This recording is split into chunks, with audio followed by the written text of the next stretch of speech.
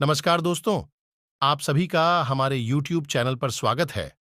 आज हम जानेंगे कि राजा दशरथ ने अगर सीता माँ के साथ ऐसा नहीं किया होता तो सीता का हरण भी नहीं होता, क्योंकि सीता माँ खुद ही जगत जननी जगदम्बा थी। खुद जगत जननी जगदम्बा थी दोस्तों। वीडियो सुनने के पहले लाइक अवश्य करते हैं और कमेंट में जय श्री राम जरूर लिखें।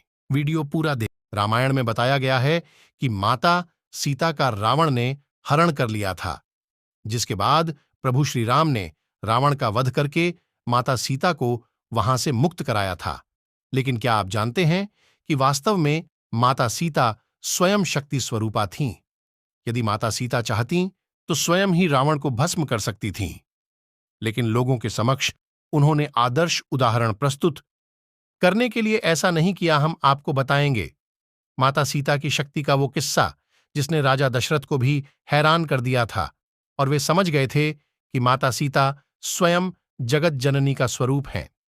कहा जाता है कि जब माता सीता का विवाह प्रभु श्री राम से हुआ तो ससुराल आने के बाद उन्होंने सबसे पहले आर्षि मुनियों और परिवारीजनों के लिए खीर पकाई। जब वे उन्हें खीर परोस रही थीं, उसी समय तेज हवा का झोंका आया। सभी ने अपनी अपनी पत्तल संभाली, लेकिन उस दौरान राजा दशरथ की खीर में एक छोटा सा घास का तिनका आकर गिर गया। माता सीता ने उस तिनके को देख लिया, लेकिन खीर से वो तिनका सबके बीच कैसे निकालें, ये बड़ी दुविधा थी। तभी उन्होंने तिनके को दूर से घूरा।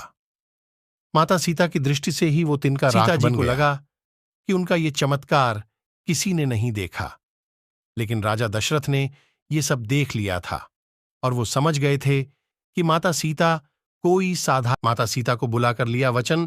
खीर खाने के बाद राजा दशरथ अपने कक्ष में चले गए और सीता जी को कक्ष में बुलवाया। वहां उन्होंने माता सीता से कहा कि आपका चमत्कार मैं देख चुका हूं और समझ गया हूं कि आप कौन हैं। इसलिए आज आप मुझे वचन दीजिए कि जिस दृष्टि से आपने उस तिनके को देखा, उससे कभी किसी और को नहीं देखेंगी। इसके बाद माता सीता ने दशरथ को वचन दिया। रावण के समक्ष आते ही वो तिनके को देखने लगती थीं। जब रावण ने उनका हरण किया था तो वो स्वयं ही उसे भस्म कर सकती थीं, लेकिन वो राजा दशरथ को दिए वचन से बंधी हुई थीं।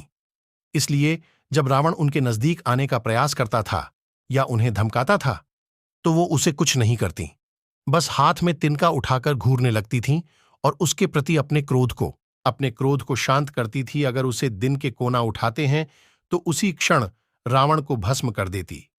इसीलिए कहा जाता है कि दशरथ ने वह वचन ना लिया होता तो सीता मां का हरण भी नहीं हुआ होता। दोस्तों, वीडियो पसंद आए तो लाइक सब्सक्राइब अवश्य करें और अपने दोस्तों को जरूर शेयर करें। इसी तरह जानकारी पाने के लिए और धर्म के साथ जुड़े रहने के लिए